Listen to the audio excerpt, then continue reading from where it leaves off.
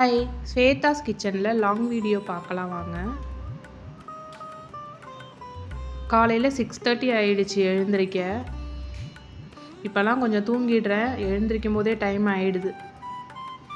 பொண்ணு ஆஃபீஸ் போனால் தான் தெரியும் எவ்வளோ சீக்கிரம் எழுந்திரிக்க போகிறேன்னு எனக்கே தெரியல. காலையில் லஞ்செல்லாம் பேக் பண்ணி கொடுக்கணும். சீக்கிரம் எழுந்திரிக்க பழகிக்கணும். ஃப்ரைடே டியூஸ்டே மட்டும் சீக்கிரம் எழுந்திருப்பேன். டெய்லியுமே சீக்கிரம் எழுந்திருக்கணும் இனிமேல்.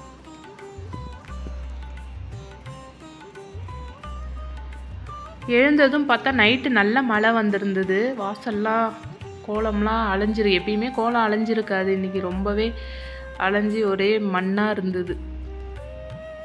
சரி, பால் எடுத்துகிட்டு வந்து வச்சுட்டு பெருக்கிறதுக்கு மிஷின், துடைக்கிறதுக்கு இன்றைக்கி மிஷின் ஆன் பண்ணிடலாம். மண்டே வந்து வீடு துடைக்கிறதுக்கு மிஷின் போட்டு விட்டுருவேன்.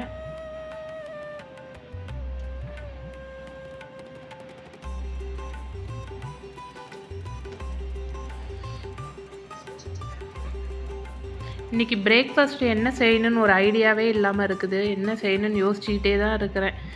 இந்த வேலை செய்யும்போது யோசிச்சுட்டே இருக்கேன், என்ன செய்யலாம். ராகி மாவு வாங்கி அப்படியே இருந்தது. ராகி அடை தான் செய்யணும். சரி, முருங்கைக்கீரை வாங்கி செய்யலான்னு பார்த்தா முருங்கைக்கீரை நான் வாங்கவே இல்லை.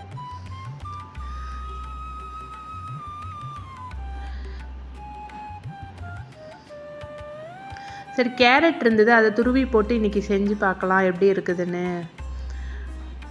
இன்றைக்கி அந்த மாதிரி தான் செஞ்சுருக்கேன் ராகி அடை. மண்டேன்றதுனால முந்தின நாள் நான்வெஜ் எதனா சாப்பிட்ருப்போம். எல்லாமே தொடச்சி விட்டுருவேன். டைனிங் டேபிள், கிச்சன் ஃபுல்லாக தொடச்சிருவேன். வீடும் தொடச்சிருவேன் இன்றைக்கி.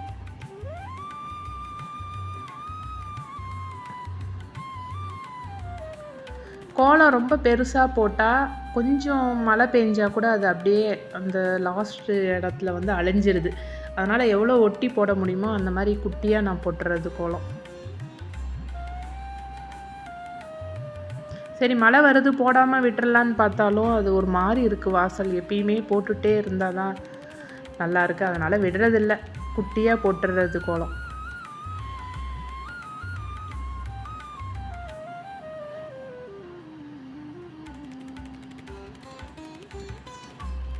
என்ன தோணுதோ அதை அப்படியே கோலமாக போட்டுடுறது. ஃபஸ்ட்டெல்லாம் நிறைய ஐடியா இருக்கும், நல்ல டிசைன்ஸ்லாம் ஞாபகம் இருக்கும், போடுவேன். இப்போல்லாம் சுத்தமாக மறந்து போயிடுது. வேலை இருக்குன்ட்டு அவசர அவசரமாக போட்டு ஒடியாந்துடுறது வீட்டுக்குள்ளே.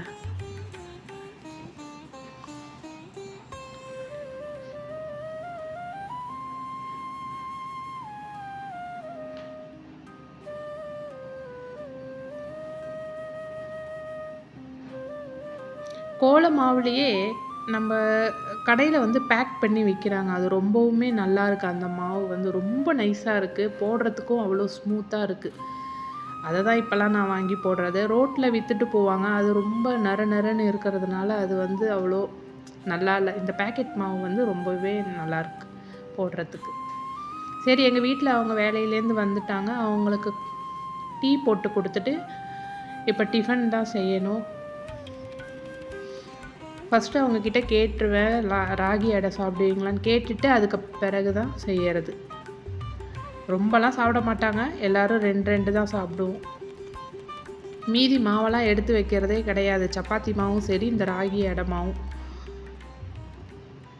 இருக்கிறத செஞ்சு வச்சுருவேன். அப்படியே 1-2 மீந்தி போச்சுன்னா கூட அதை செஞ்சு டைனிங் டேபிளில் வச்சுட்டா மதியமும் அப்படியே சாப்பிட்டுக்கிறது.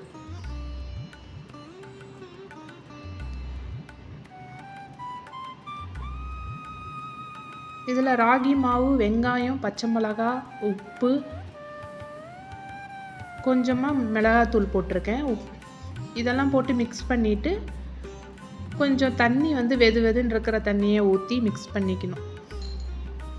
அன்றைக்கி கொஞ்சம் தண்ணியாகவே ஆயிடுச்சு. தட்டுறதுக்கு கையில் அப்படியே ஒட்டிகிட்டு இருந்தது. இன்னும் கூட நான் வந்து டைட்டாக செய்வேன். இதுவும் நல்லா தான் இருந்தது. வேகிறதுக்கு தான் கொஞ்சம் டைம் எடுக்கும். மற்றபடி இதை வாரத்துக்கு ஒரு 10 நாளைக்கு ஒரு வாட்டி கண்டிப்பாக இதை செஞ்சு சாப்பிட்ருவோம். கூழ்லாம் யாரும் விரும்பி குடிக்கிறதில்ல எங்கள் வீட்டில். களியும் இவங்க யாரும் சாப்பிடவும் மாட்டாங்க.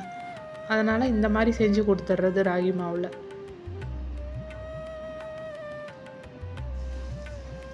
துணியில் வச்சு தான் தட்டி எடுத்து போடுவேன். ஆனால் இப்போலாம் டைரெக்டாகவே தோசை கல்லில் வச்சு தட்டிடுறது.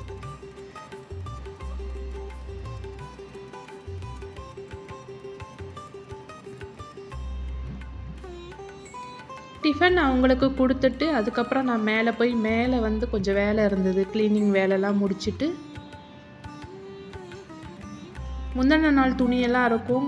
மழை வர்றதுனால டெய்லியுமே மடிச்சிருவேன். ஆனால் இப்போலாம் காயறதில்ல. துணியெல்லாம் மடித்து வச்சுட்டு அதுக்கப்புறம் குளிச்சுட்டு விளக்கேற்றணும். சீக்கிரம் இறங்கி வந்துடுவேன் கடகடன்னு முடிச்சுட்டு கீழே. அதுக்கப்புறம் சமையல் செய்யணும். சமையல் செஞ்சுட்டு என்ன ஃப்ரீ டைம் இருந்தால் எதனா படம் பார்க்கறது டிவியில். ஒரு படம் கூட விடுறதில்ல. ஓடிடியில் எந்த சேனலில் எந்த படம் இருக்கோ கொஞ்சம் நல்லா போகிற படமாக எடுத்து பார்த்துடுறது. டைம் கிடைக்கும்போது பார்க்கறது.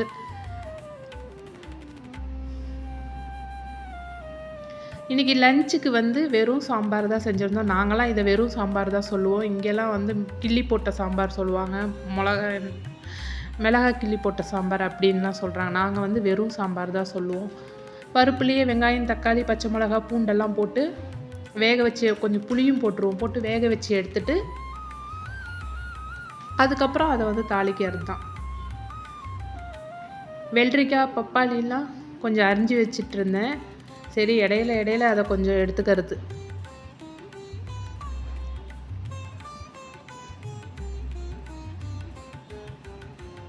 வெள்ளரிக்காய் இப்போ அடிக்கடி எடுத்துக்கிறது, கொய்யா பழமும் எடுத்துக்கிறது ரொம்ப நல்லதுன்னு சொல்கிறாங்க.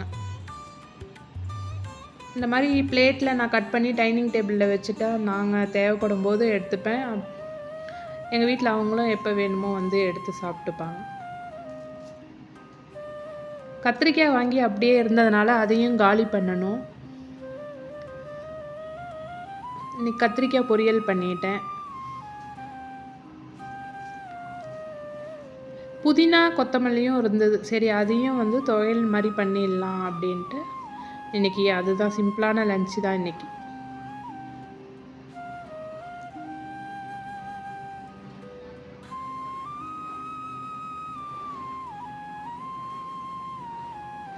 லஞ்செல்லாம் செய்கிறது நான் ஃபுல்லாக வீடியோ எடுக்கலை. இதுதான் இன்றைக்கி லஞ்சு. சிம்பிள்ன்றதுனால நான் ஆல்ரெடி இதெல்லாம் போட்டிருக்கேன். இந்த அருகாமனை பார்த்திங்கன்னா ஒரு நாள் இதில் அரியணும்னு தோணும், ஒரு நாள் கட்டரில் அரியணும்னு தோணும்.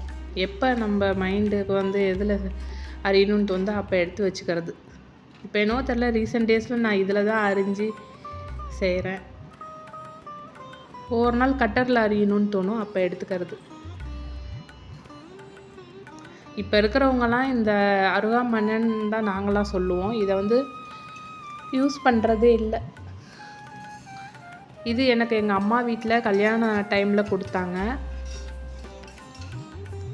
அது அப்படியே வச்சுருந்தாலும் அது வீணாக தான் போகும். நான் யூஸ் பண்ண பழகிக்கிட்டேன். என் பசங்களுக்கெல்லாம் யாருக்கும் அதில் கட் பண்ண தெரியாது, கத்தியில் தான் கட் பண்ணுவாங்க.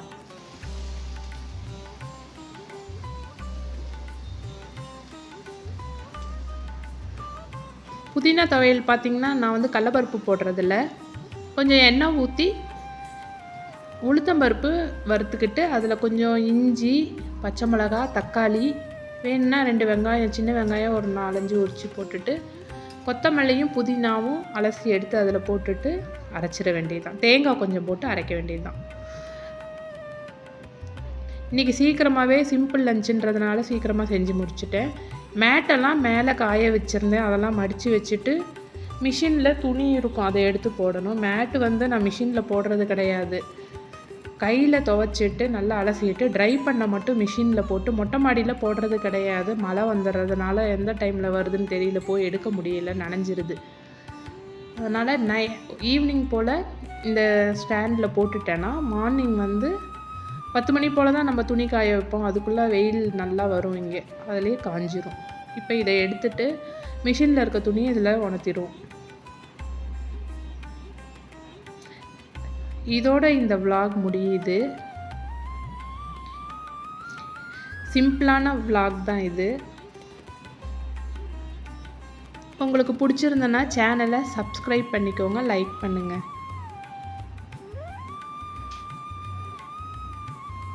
தேங்க்யூ.